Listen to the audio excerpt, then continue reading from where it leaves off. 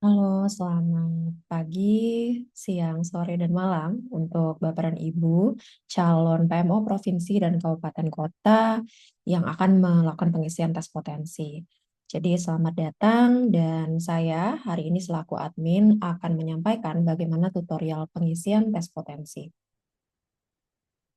Oke, eh, Bapak dan Ibu tentunya ketika sudah masuk dan dapat melihat recording ini, berarti Bapak dan Ibu sudah mengklik link tes, di mana ketika Bapak dan Ibu mengklik link tes tersebut, akan masuk pada halaman selamat datang. Di mana di halaman selamat datang ini akan ada penulisan bahwa Bapak dan Ibu terlibat di batch berapa.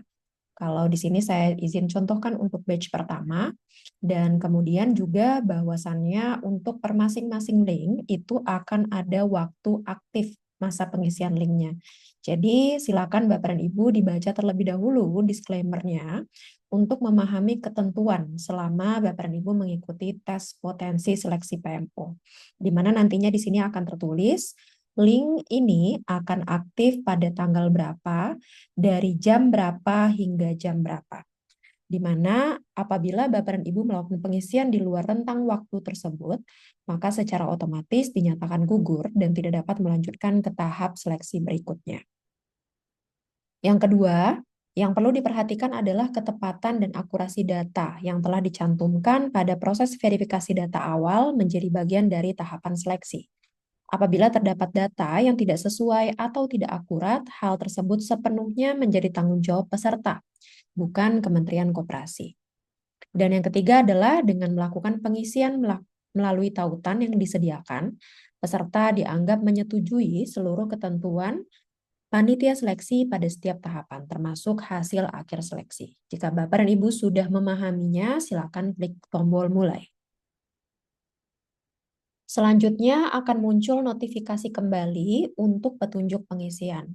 Silakan Bapak dan Ibu pahami hal-hal yang perlu diperhatikan dan tata cara pengisian sebelum Anda memulai tes. Di mana di sini hal-hal yang perlu diperhatikan seperti contohnya pastikan koneksi internet dalam keadaan stabil selama proses pengisian. Yang kedua, membaca atau menonton tata cara pengisian yang telah disediakan sebelum memulai tes ini. Yang ketiga, setiap peserta hanya memiliki satu kali kesempatan untuk melakukan pengisian. Dengan estimasi durasi pengisian adalah 15-20 menit. Setelah itu, silakan pastikan Bapak dan Ibu mengisi dalam kondisi tenang, fokus, dan bebas dari gangguan. Yang keenam, peserta pengisian harus diselesaikan dalam satu waktu tanpa jeda. Apabila ditinggalkan terlalu lama, sistem akan otomatis mengulang dari awal. Yang ketujuh, gunakan browser Google Chrome, Mozilla Firefox, atau Safari, dan hindari penggunaan Microsoft Edge atau Internet Explorer, karena berpotensi menimbulkan kendala tampilan. Di mana tata cara pengisian ini, pertama, bacalah setiap pernyataan dengan cermat, kemudian gunakan slider atau radio button untuk memberikan tingkat persetujuan sesuai kondisi yang sebenarnya menggambarkan diri Bapak dan Ibu. Yang kedua, sistem akan mendeteksi pola jawaban yang tidak wajar. Apabila terlalu banyak jawaban berada pada sisi ekstrim, hanya kiri atau kanan, maka hasil pengisian berpotensi dianggap tidak valid. Jika sudah dipahami, silakan klik OK. Selanjutnya akan muncul di sini kolom yang berisi, pertama, Bapak dan Ibu harus mengetik PMO ID yang Bapak dan Ibu miliki. Yang kedua, kemudian email aktif dari Bapak dan Ibu. Silakan masukkan PMO ID Bapak dan Ibu dan kemudian email aktif yang Bapak dan Ibu gunakan pada saat pendaftaran kemarin. Kalau sudah, silakan klik mulai survei.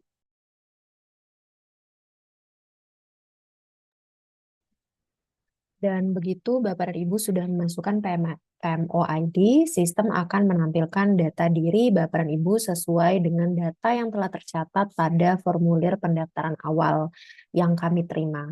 Mohon pastikan tidak terdapat kesalahan penulisan pada PMO ID. Siapa tahu Bapak dan Ibu mungkin kalau melihat ada typo atau salah penulisan di angka atau huruf, silakan nanti untuk dicek kembali, di mana data yang tertera bersifat final dan tidak dapat diperbaiki kembali.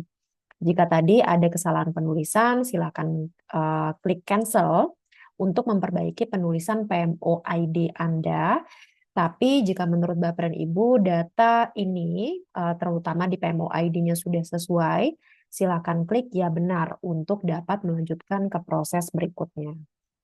Nah, ada kemungkinan juga Bapak dan Ibu dalam proses nanti memasukkan PMO ID serta email akan muncul notifikasi seperti ini, di mana tertulis di sini adalah data Anda tercatat sudah mengisi tes, sehingga tidak perlu mengisi kembali, di mana jawaban dari tes tersebut telah tersimpan secara otomatis.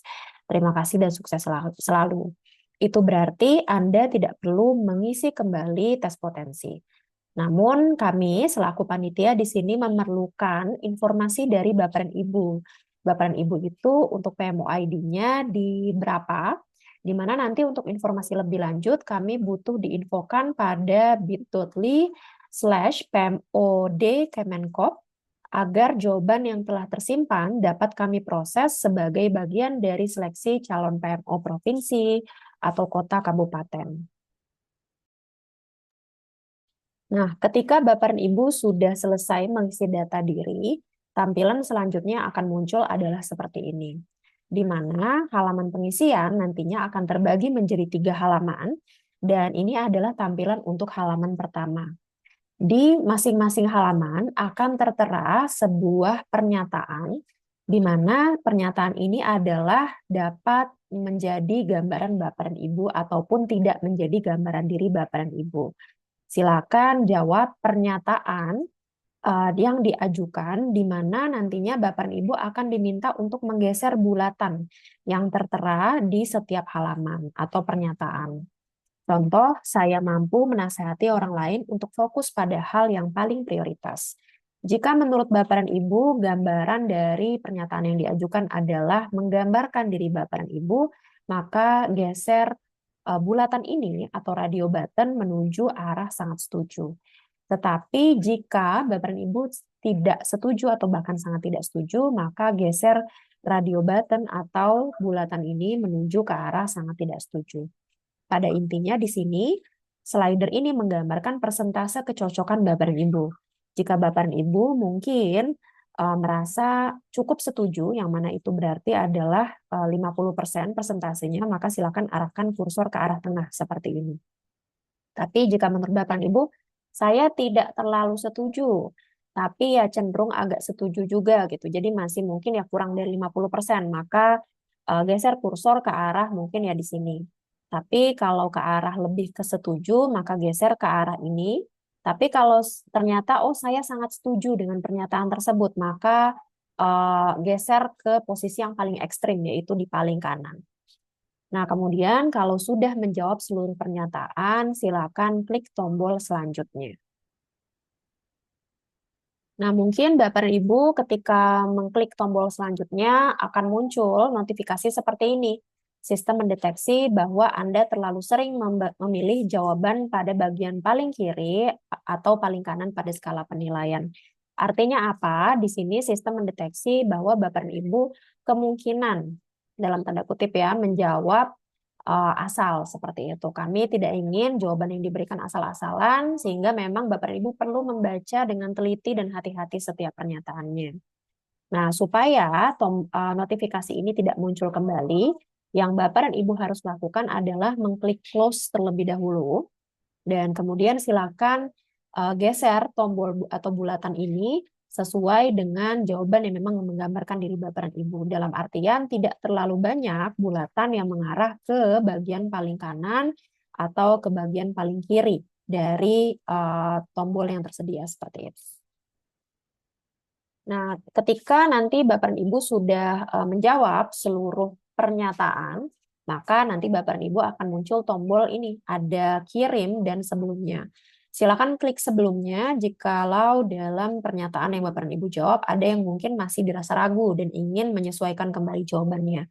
Tapi kalau Bapak dan Ibu sudah yakin dengan jawaban yang diberikan, silakan klik kirim untuk mengirimkan jawaban.